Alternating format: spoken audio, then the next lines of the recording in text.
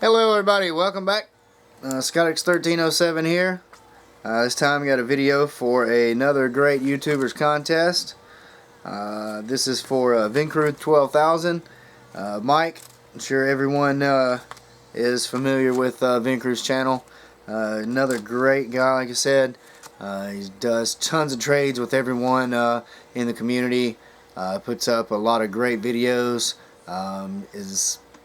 Pulls up, he's always ahead or a little ahead of hot books and things like that, and finds things at great prices, and just a really great guy all around. Go check out his channel.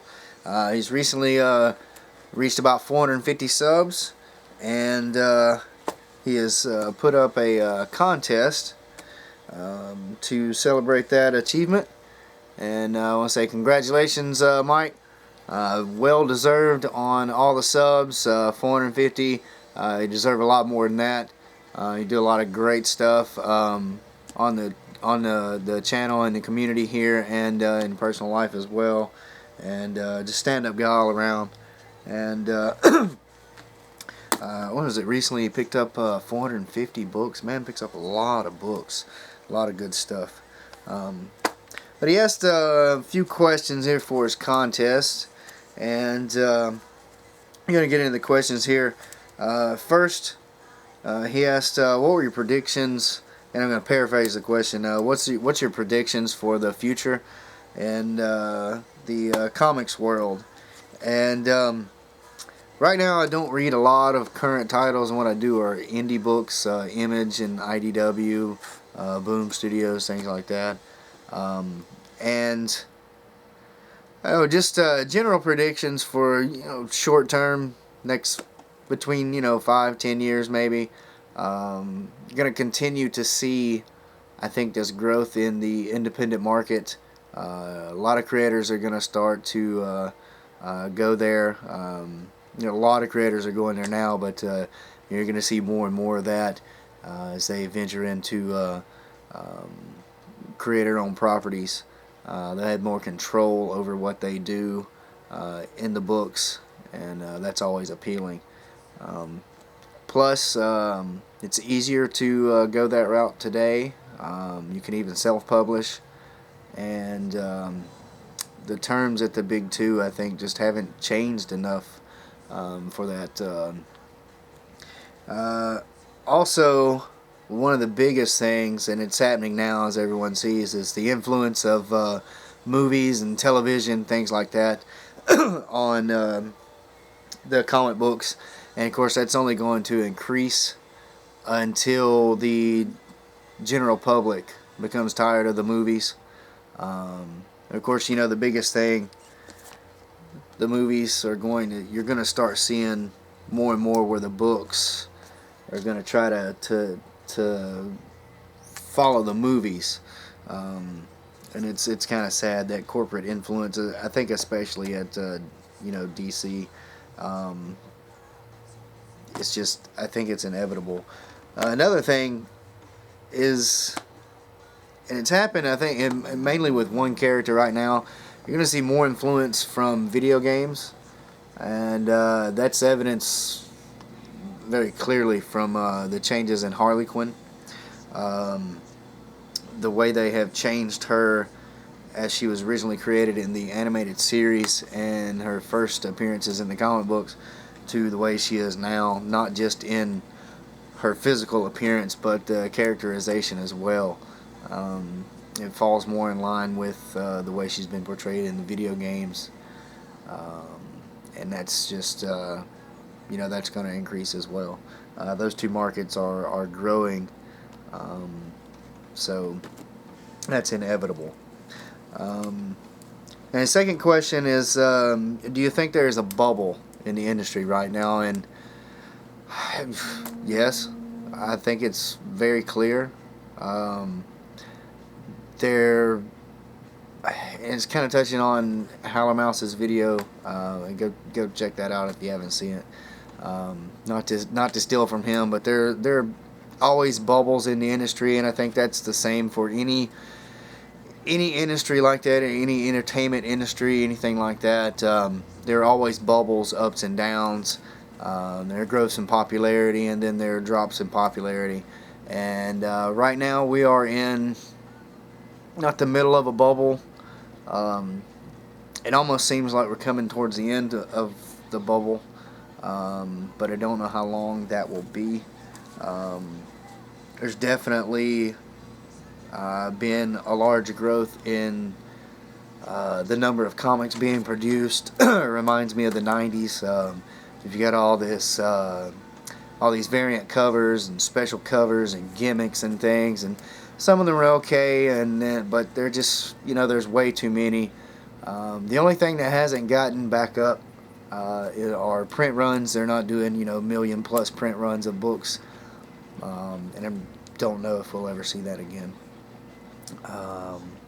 But there's definitely a bubble, and this time though, when the bubble bursts, I don't think it will be as bad as the bubble from the 90s. That collectors or hoarders bubble. I think more and more the people that are collecting comics now are collecting comics because they like them. We do still have speculators and things like that out there, and we need some of those to help keep the industry going, unfortunately.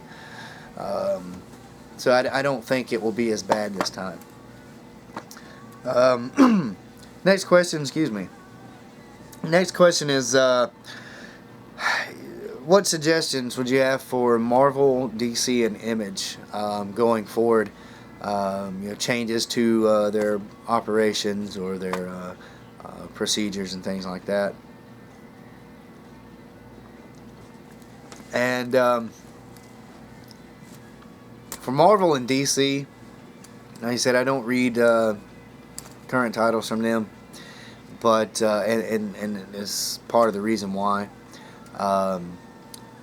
Too many crossovers, too many tie-ins, too many reboots and restarts and revamps. There's a way to continue the stories of the characters and create jumping on points for new readers. Maybe need to go the route, keep sequential numbering, because there are a lot of diehard fans that really like that, and there are people a long time waiting to see books reach issue 1000, a real issue 1000, not a one shot of what if in the future, this and that. And that kind of ticked a lot of people off, and you lose a lot of history, and then they make changes to characters, their personalities, their characterizations, changes to their core that should never change. The things about Superman and Batman and Spider-Man, it makes them who they are, and this shouldn't be messed with. So maybe in the future go to kind of the way the Hellboy universe does. Go to a series of mini-series that continue the same numbering, but they create more compact stories for readers to jump onto. When they know they're looking at a 3 to 4, 5, 6 issue story within the larger whole, but everything they need to know for that story is going to take place in those 3 to 6 issues.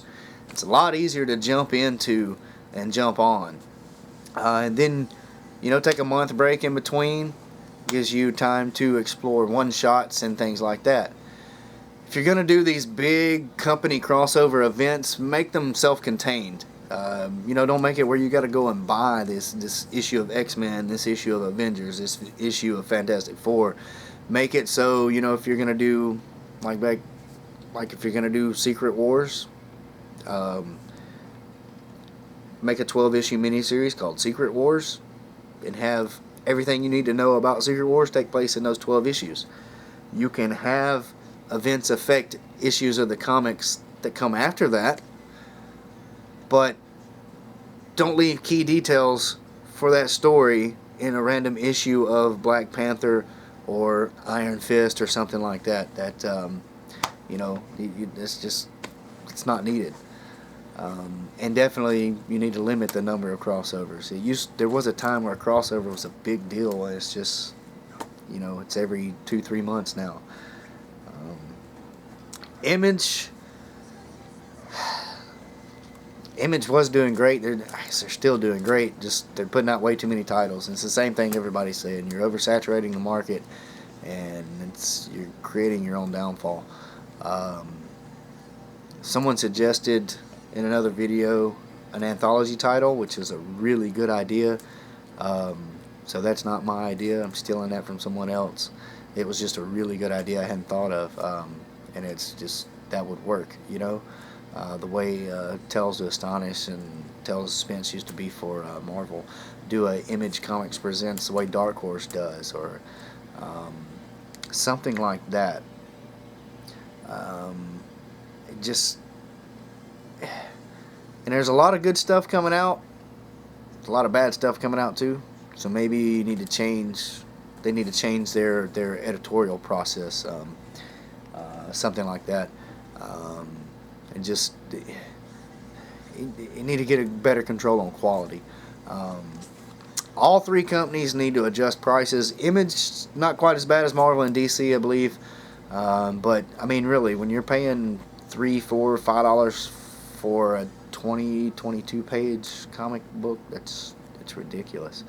I don't mind a lesser grade paper. You know, we can protect our books. We know about that stuff now. Most collectors, and we're already spending the extra money for bags and boards anyway.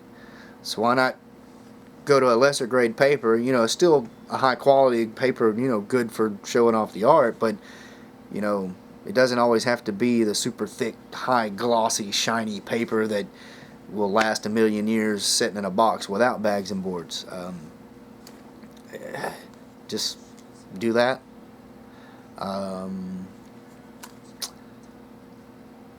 That's about it.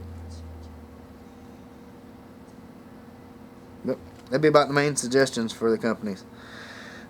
Okay, number 4, he asked a really neat question. If you were if you were on your deathbed, or if you were close to dying, and there were no cameras, no video cameras, no way to take a picture of yourself, and you had to have an artist do a portrait, what comic book artist, you know, they'd all gathered around you and agreed to help, what comic book artist would you want to do your portrait for your family? Immediately, to me, the first name that came to mind was Alex Ross. Great artist, great realistic style. It would be an awesome portrait, no doubt. But I think it's almost too obvious. I think I would rather have someone like Boris Vallejo or Julie Bell. They're not full-time comic artists. They have done covers and cards and things like that, so they have worked in the comic industry. And it's more of a fantasy style, more like Frank Frazetta. I think that would be really cool. And Julie Bell was the first artist I ever saw. It was on it was a Marvel, either Marvel Universe or an X-Men card back in the 90s. And she was the first artist I ever saw that painted metal, and it looked like metal. Was really, really cool. I don't know how that effect was achieved, but it's very awesome. So either one of those, I think, would be cool. And then this last questions here are a series of books. He asks, what would you rather have? And we'll go down the list of these. The first ones were Showcase number 4, the first appearance Silver Age Flash. Started, you know, by most people considered to start the Silver Age. Very hard book to find. Or Fantastic Four number 1, which was the beginning of the Marvel Age. And a lot of people consider that the start of the true Silver Age. That's such a hard choice. Fantastic Four, Stanley, Jack Kirby Classic, or Showcase #4, the first Flash. Honestly, I think I'd go with the first Flash because I've never seen a copy of that book. Um, I've only seen a couple of Fantastic Four #1s, in person. They weren't high grade, but still, I've never seen a Showcase 4. So I think I'd pick that one. Next was Batman #1 or Amazing Spider-Man #1. Another tough choice. Spider-Man is always a favorite. So is Batman. But for history and I think I'd have to pick Batman #1. It's older. It's already impossible to find. It will only become harder and harder to find, and it's Batman. And Batman is such an archetype. The no-powered, the non-superpowered hero. He kind of started it all. I think that's what I'd choose. Next was Teenage Mutant Ninja Turtles #1 or Walking Dead #1. These are all so hard. I was a huge Turtles fan as a kid. Still have a lot of my old Turtles figures here. But Walking Dead's the only show on TV that I watch. Otherwise, my TV is off 90% of the time. God. They're both super expensive. They both they'll retain their value if not go up in the future. So from a monetary standpoint, they're both solid picks.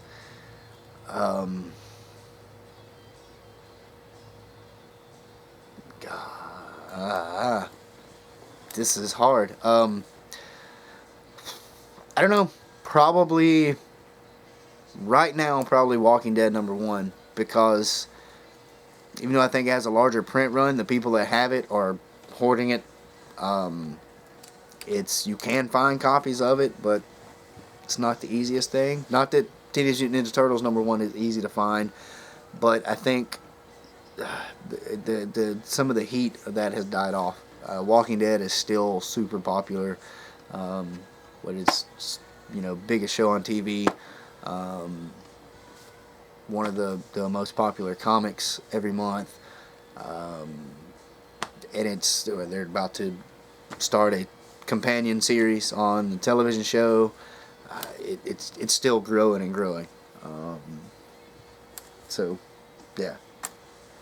Next, this one's the easiest one for me. New Mutants '98, first Deadpool, or the Batman Harley Quinn issue, which is her first appearance in DC continuity. That's what I'd pick. First Harley Quinn. Whether it was Batman Adventures 12 or the Prestige book, first appearance in DC continuity, either one. Harley Quinn, don't hate on me, but Harley Quinn is such a better character than Deadpool in my opinion. And the stories there, the Harley Quinn book is a much better book. What is it? It's Alex Ross cover, I believe. Much better art. I mean, New Mutants '98's Liefeld. I think in the future it will be the more valuable book. And again, it's Harley Quinn. I think a much better character, much more well-rounded. Although I will admit they've done a lot with Deadpool. It's a lot different than he used to be, but still, I'd pick the Harley Quinn. So yeah, I think that's it. Thanks again, Vincru, for this great contest. There's some awesome questions here. It's really thought-provoking So I hope everybody enjoyed this video of me just sitting here talking to the camera kind of boringly. My monotone kind of voice. But thanks again, Vincru. Congratulations on all the subs. You definitely deserve twice that. And I'll leave a link below. If you haven't checked out Vincru's videos, go do that right away. You'll definitely enjoy his stuff. So, great guy, and this was a great contest. I really enjoyed sitting here the past few days just pondering these questions. So, hope you like the answers. Alright, everybody, take care. Thanks again, Vincru. Mike, take care. Everybody enjoy. Keep reading those books. Later.